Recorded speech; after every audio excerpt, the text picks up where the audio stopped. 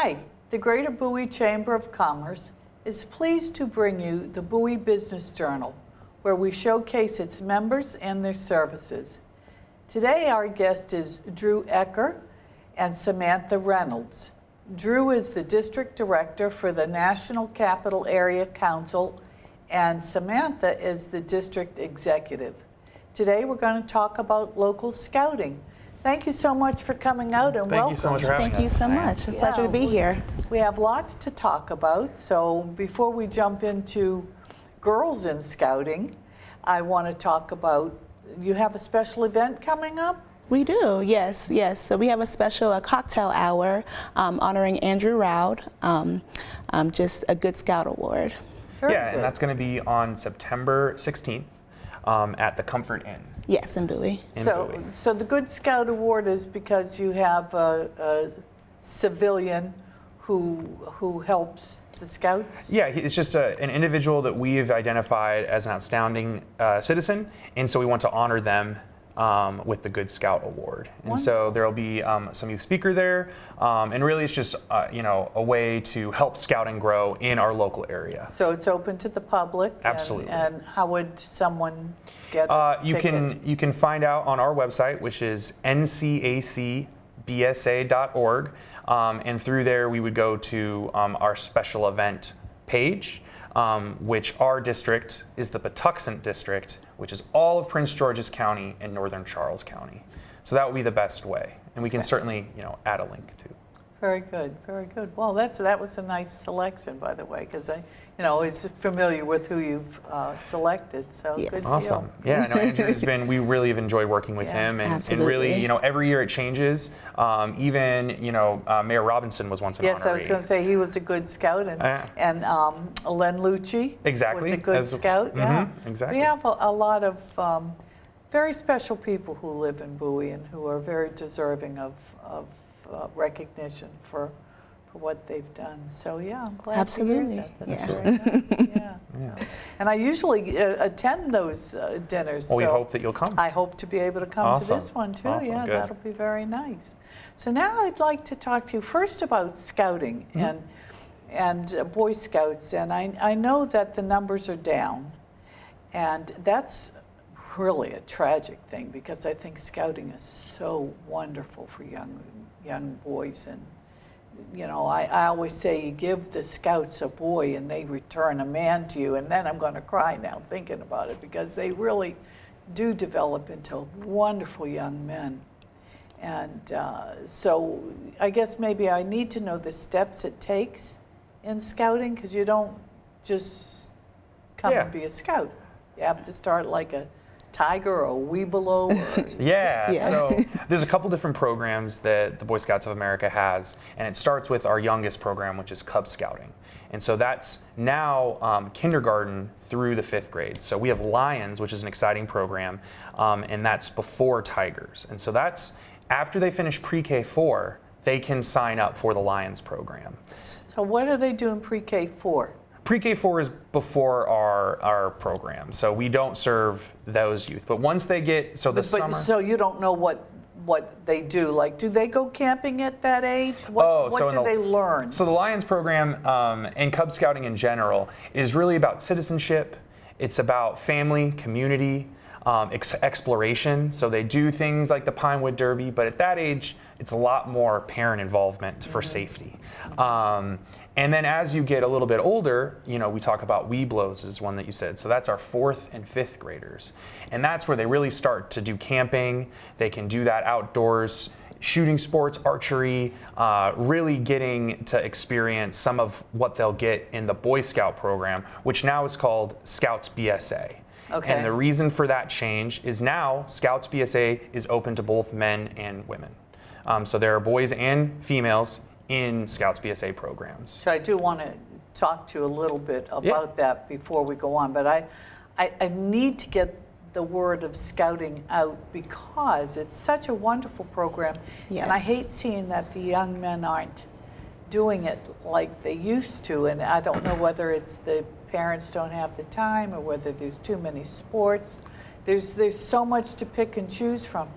But you know, I'll never forget the story I heard on the news. I guess it's been about 5 years now, and it was out west somewhere, maybe Iowa, you know, where they have tornadoes a lot. Gotcha. And there was a tornado that came through, and the kids were out camping, and they didn't know that, you know, they just come up.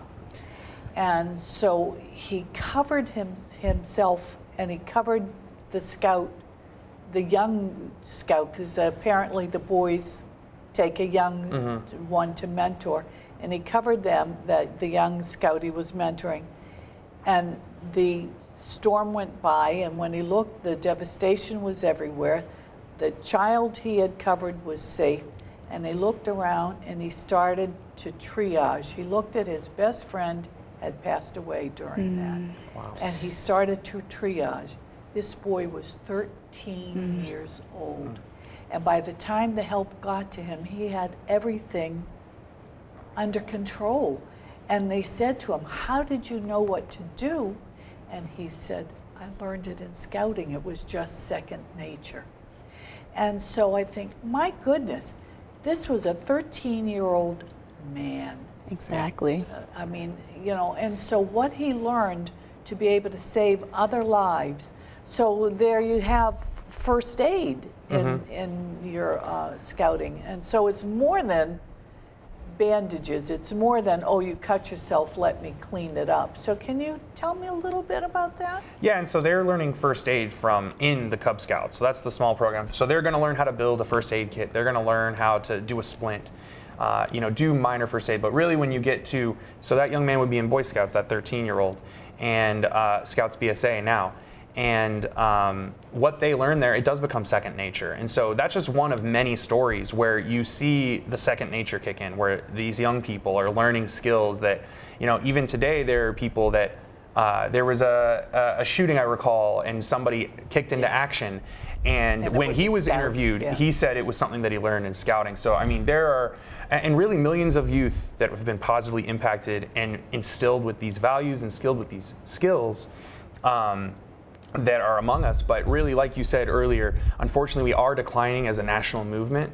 Our council, which is from Frederick, Maryland to Fredericksburg, Virginia, last year we had a slight decline. The year before that, we actually grew for the first time in some time.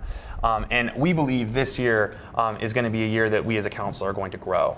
And a big part of that is really the addition of young ladies into our Cub Scout program and to Scouts BSA, who we've already seen some amazing stories of these young women becoming good scouters, doing what they need to, and really just exemplifying the Scout oath and law.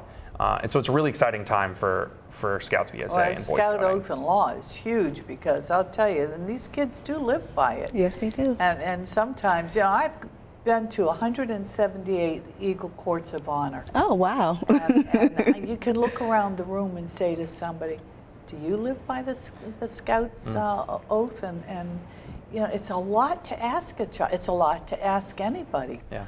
But when you look at them and talk to them, you know they really are. They're just wonderful children. So when we bring the young ladies into scouting, my question, since they're coming into, and it is Boy Scouts, and I know you're calling it scouting now, and a lot of people say, are they in the same troops? Are they working side by side with the boys?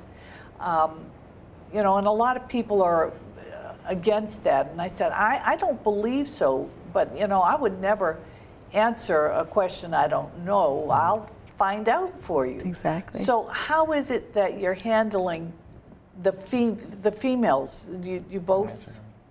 So in Cub Scouting, they are in separate dens. So they have female dens and then they have male dens. So they do not meet together. We just allow them in Cub Scouting. And then in Scouts BSA, they're in different troops. So there will be, say, troop 1214G and then 1214B. Okay, so they're separate. This allows them to get the Eagle. Correct. Correct, yes. Because that's you know, a difficult thing, and it's really respected when you're talking to someone and you put that you're an Eagle Scout on your resume. it opens doors for you that Absolutely. would otherwise never be opened. And I really want the audience to hear that. It opens doors that would not be opened. Yes, it does. It really, truly does. It opens doors to the academy. It opens doors to colleges. It opens doors to various jobs. I know when I have clients in and I would say, yeah, I'm going to an Eagle Court this evening or something, they'll say, first they'll say, oh, I was an Eagle. I said, no, you was an Eagle. You still are an Eagle. You know? But they immediately want to know what the project was, and then you start talking about the child and the Eagle Project and about their project and how their time in scouting was. So you said with the Cub Scouts now that they have separate dens. What about when they're older? Yeah, so that's in Scouts BSA, and as she said, there's different units, what we call them, but that's Scouts BSA Troop. And so in our district, in Patuxent District, we have 214. We have two of them. We have a female 214 and a male 214. And really what that is studies show that women are just much more mature at an earlier age. Oh, we know that. Absolutely. And so what we didn't want to do was introduce ladies into Scouts BSA to the detriment of the young men. Because what happens is the young ladies come in, then they take leadership positions, and the young boys, they speak with their feet. Then they leave the organization, they go do other things. And so really this gives an opportunity for this life-changing program to that other demographic, while also still making sure that the boys can be boys, or the boys can stay and have good leadership right there with them, not be intimidated by the leadership skills of those young ladies that are just a little bit more mature than them, and still be able to offer it to the females. And so they get to do the camping. Correct. So they have different and campsites. Hiking, and is it as grueling as the boys when the girls go camping? Or is it the same? It should be. The program, I mean, the program's the program, and so it hasn't changed for that accommodation. But really, you have some units, so troops or Scouts BSA troops, that they really are high adventure, lightweight camping, and that's what they're into. And then you also have some of those troops that can do the same program, but it's kind of lighter, where it's more car camping and stuff like that. So it really comes down to, and that's why we always tell youth to go look at a couple different troops before they join one, to see what type of subculture they really want to get into. Do they really want to go to Philmont in New Mexico, or Sea Base in Florida, or do they want to do something a little bit more at home, or tech, STEM oriented? There's a lot of different options. Yeah. Philmont, I hear so much about Philmont. And everybody gets the same like a special grin place on in my their heart, face. so. Yeah, everybody says that they were so fortunate to be able to go. What is it, a 75-mile hike? It depends. So there are different treks. I was actually lucky enough, I was a staff member there in 2013, and I was a ranger, so my job was to take these young scouts out on the trail, make sure that they did proper trail etiquette, campsite etiquette, bear bagging, making sure that animals weren't getting into their food. And so there's a variance. You can go from 50 to upwards of 75, 80. I was lucky enough to do what's called Rayado, which is you sign up as an individual scout. And I was a Rayado ranger, and our trek was over 200 miles, and that was 21 days. And it was, when we were mapping it out, I never thought I would accomplish it, even as a staffer, right? Being the guy that had to lead these youth.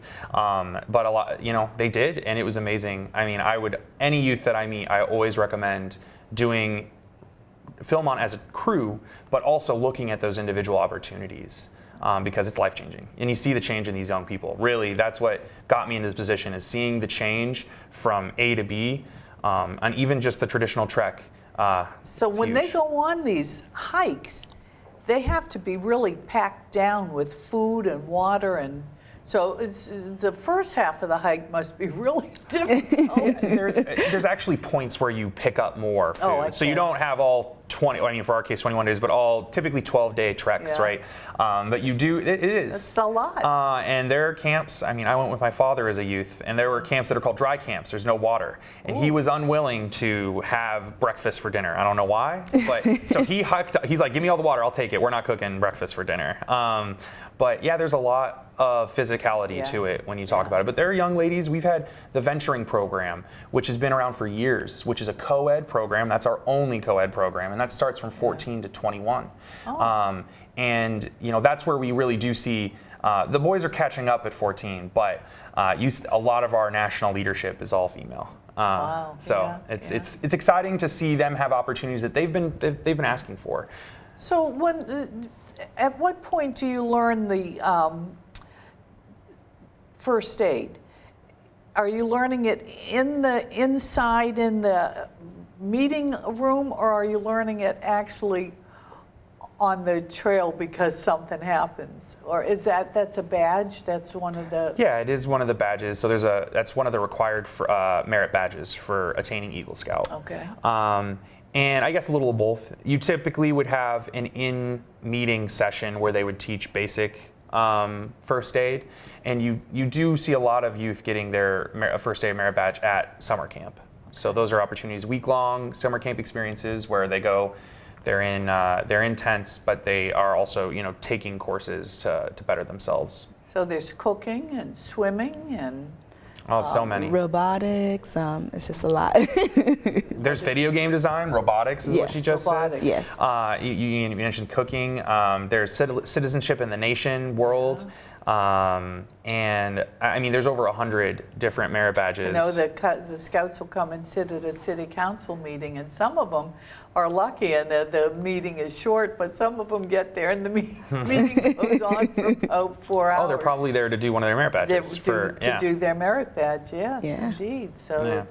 it's a lot. What's it, 21 badges? 21, yeah. So there's 11 required. There's some, you can get bicycling or backpacking or swim. There's some variances. Yeah, so what's the required ones? Because I want people to know what it takes to get your Eagle as well as doing a project, but there's a lot of things that's required of you. So you put me on the spot here. I remember all of them. I am an Eagle Scout, so I should know this. But so first aid, citizenship in the community, citizenship in the nation, citizenship in the world. So I believe all three of those are required.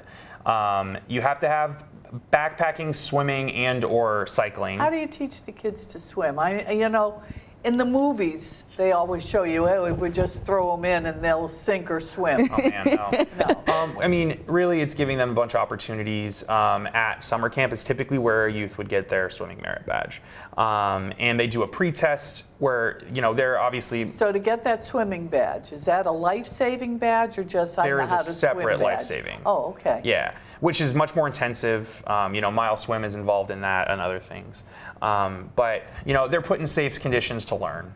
And really, that's what scouting's about. At the base of it is a safe place for people to fail and learn, because that's such an important part of life is learning. If you don't fail, you're not learning how to fail, but being in a safe environment. And so, especially when we go to the high adventure, you look at, I had to tell plenty of parents to go smell a tree real quick to let the youth fail on their own and to learn from it. Because if we're there for safety, that's what the parents are there for. This is a youth-led organization, so they're electing their strongest of them, the people that show the leadership. They're electing them to lead them.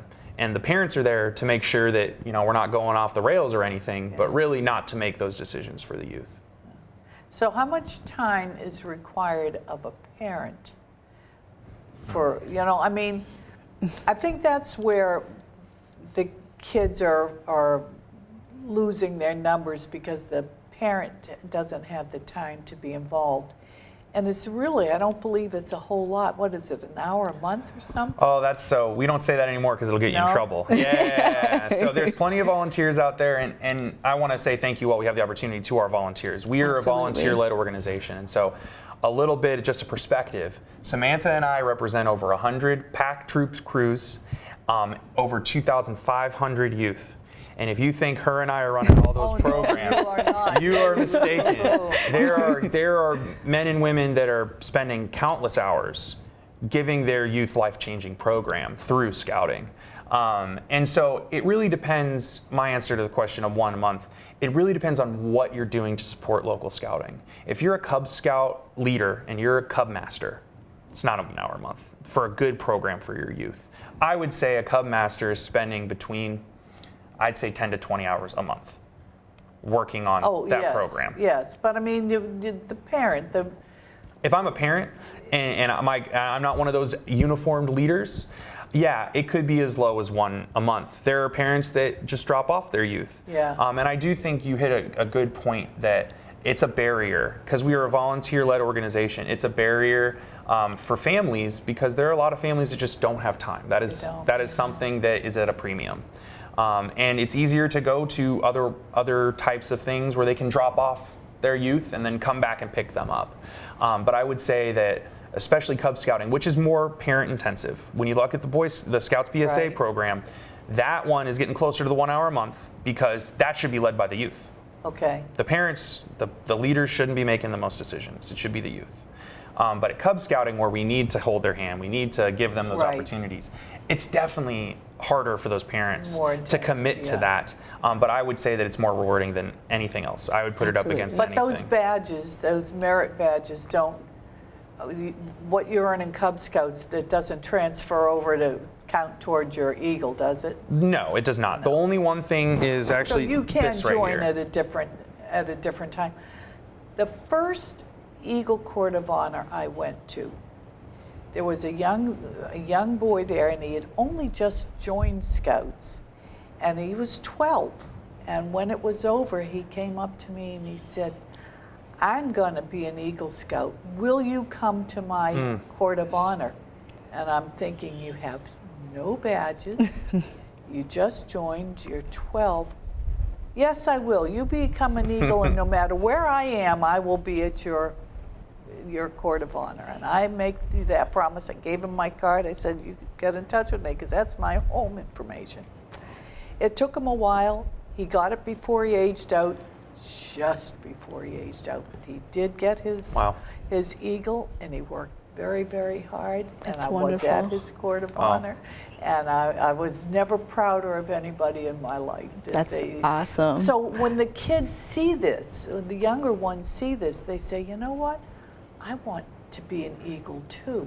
And so many of them work toward it and work really very hard toward it. Mm-hmm. And I just love to see that. And I love now that the young ladies can get that same experience and get that same recognition for the Eagle. It's the highest honor, and it's good that they can get it. And you know, there's lasting monuments. People build trails in the city. They build trails on their church. They build praying places and meditation gardens. And right out here in the back of City Hall, there was a food garden planted for the food pantry. Oh, okay. So there's fresh vegetables in the summer. And so, you know, when you look at the various projects through the city, and I'll say, that was an Eagle project, that was an Eagle project. Believe it or not, this was an Eagle project. People are like, wow, your kids really do a lot. I said, Scouts all over the United States do a lot, and it's a wonderful program. So I just really want you to be able to encourage our youth and parents to get involved. What about Bowie? Do you know where they meet in Bowie? There's several of those. Correct. Seven, yeah. And so that's where it's a unit. We kind of have to put it in terms that can make sense. We have a lot of franchises, right? Units. Yeah. So there are a bunch of PAX troops and crews, all just in Bowie. 1257 is one, I believe, that meets just north of here. Well, there's Yeah. one that meets at Crest Hill Baptist. Yes. There's one that meets at Mount Oak. Yeah, 15. Yeah, it's like and there's Is it one that 75? meets 50. at St. Matthews, and there's one that meets at the Disney Bell Disabled American Legion or something like okay. that. Disney Bell. They meet there. So that's 4 that I know of. I And- know there's more if somebody pulled my brain a little hard. And to parents that are interested in getting their youth involved, the website I would go to is bascout.org. Oh. And if you go to that website, you just type in your zip code, and it'll show you a map of all of those local units. Yes. And Fantastic. from there, you can contact them. You can learn about dues. You can learn about what activities they've got coming up and opportunities to join. So bascout.org. No spaces, but that is B really is it B-E or B-E-A, just yeah. Okay. beascout.org. Well, I tell you, we have about 3 minutes left, and I don't know if we covered everything you wanted to talk about or not. Yeah, I think so. I mean, really what I would say is scouting is alive and well in this community. And really what I would encourage anybody seeing this is find a way to help volunteer, support us in any way that you can. this organization impacts so many lives, but it doesn't impact as many as it could without more support, because we just can't get enough of that. And to encourage the young ladies to join. Absolutely. We only have one female Scouts BSA troop in our whole district right now, Yeah. which is something that we need to fix. Yeah. But really, like we talked about, that is finding those parents that are willing to make an investment of time into their youth, because Samantha and I, we work ourselves to the bone, but we can't run we can't run the program like that. And so really, we need those parents that say, I want this for my youth. And those are the ones that I promise you have the best programs, the ones that create those Eagle Scouts that you've gone to over 100, which thank you for all your Yes. support. I wanted to say, you wrote those poems, and you before I even had shaken your hand, I had heard many times about all the support that you give our program. So thank you so much for all that you do for Scouting. I'm Yes. proud of all the young men. I'm proud of the parents and the pack leaders, the Scout masters, and I mean that's a lot of time they give. Every month they're giving an enormous amount of time to Absolutely. our children, and We you can- appreciate you can them, see yeah. that, like I say, Scouting received my little boy and gave me back a man. And it's a wonderful organization. So if you have a young man that you want to learn good lifetime skills, or a young lady to learn good lifetime skills, one of the best things I think you teach them to cook Oh, yeah. and to sew. I love a guy that can sew. Absolutely. buttons. It's a great skill. You need to have And it. the cooking skill, it's a wonderful skill, and I love that. And it's not a crazy thing to learn to do. So, Yes. as well as it would be good for me to shoot an arrow, I want you to be able to sew on your own buttons. Absolutely. Absolutely. Absolutely. First merit badge I learned. My mom was smart. Really? Yeah. Thank you, Mom. Yeah, exactly. So Yeah. I definitely would encourage that. Yeah. Wonderful. Well, call, or did you have a phone number anybody could call? Yeah, so I don't want to give my cell phone, but we've got contacts. Really, BSA. Yeah, I would go to National Capital Area Council, so ncacbsa.org, and that is our council's webpage. But really, if you're interested in joining Scouting, reaching out, bascout.org is really going to give you all those options, and it's going to get you to me, Samantha, or depending on where you're at, the closest professional or volunteer that's going to help you get involved. And if you can't find it, call me and I will hook you up with whoever you need to be hooked up with. So very good. Thank you again so No, very, thanks very for having much. us. Nice Love to it. have Thank you so out. much. Again, it was a pleasure. I appreciate it.